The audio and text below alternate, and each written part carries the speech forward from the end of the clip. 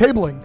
Every year for the past decade and a half, I've spent the first few weeks of the new school year standing outside various points on campus, normally the North Campus Diner, where many freshmen eat their meals, seeking out Jewish students to get involved in our organization.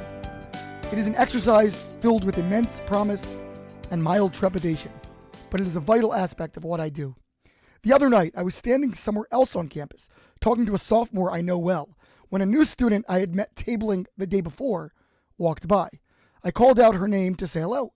The young woman who had been standing next to me looked surprised and asked me how I managed to remember so many people's names, especially after meeting them just briefly. Memory is, in fact, a most fascinating feature of the human condition. As a true crime aficionado, I am acutely aware of its surprising fallibility. So many innocent individuals have been incarcerated or worse on the basis of flawed witness testimony.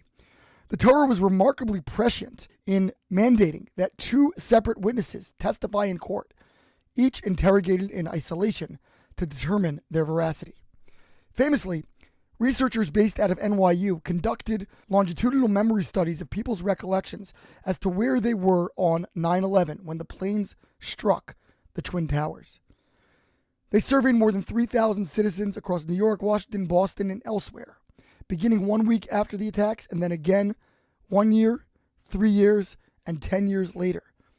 In doing so, they learned a remarkable amount about so-called flashbulb memories, the way that events become imprinted on our minds. Contrary to common belief about unforgettable moments, the reminiscences of those queried shifted substantially over time, though they recounted their stories with fervent conviction. They were not lying. They were just mistaken.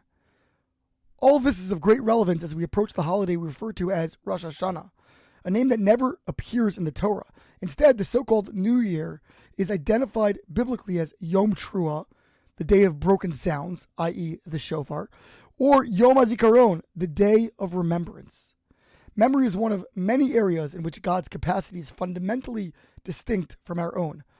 Unlike our highly ineffectual human recall, God's retention is utterly comprehensive and unfailing.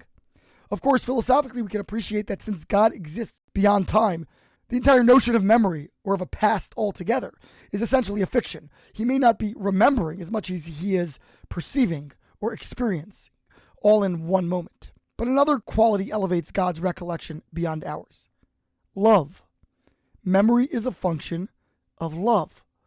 The more I care for and about a person or cause, the more I will retain knowledge about it. Parents, provided they are in a sound state of mind, preserve their awareness of their children's birthdays and many other aspects of their lives simply because they cherish their offspring. I've observed great Torah scholars whose apprehension of voluminous material is astounding. Certainly some of them are endowed with an exceptional facility, but often their passion for the material drives them to study, review, and ultimately remember. Returning to my incredulous student, I answered her that I am able to recall those I meet on campus, only to the degree that I care about them. When I am focused intently on welcoming a new participant, I am much more likely to internalize their name and associated information. Yet, of course, I am far, far from perfect. As the studies demonstrate, eventually even important and cherished remembrances can fade or shift with time. Even identities of those about whom I care a great deal can elude me at times, all the more so those I have just encountered, or to whom I have paid insufficient heed. But God, whose love for his creations is absolute, remembers each and every detail of our thoughts and behaviors. While in a manner intimidating, this insight is thrilling as well.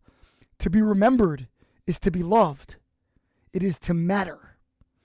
On Rosh Hashana, God reviews our past deeds and evaluates our station for the year to come. As we stand before him in judgment, we would do well to remember that his total awareness flows emphatically from his total love. Shabbat Shalom and Shana Tova.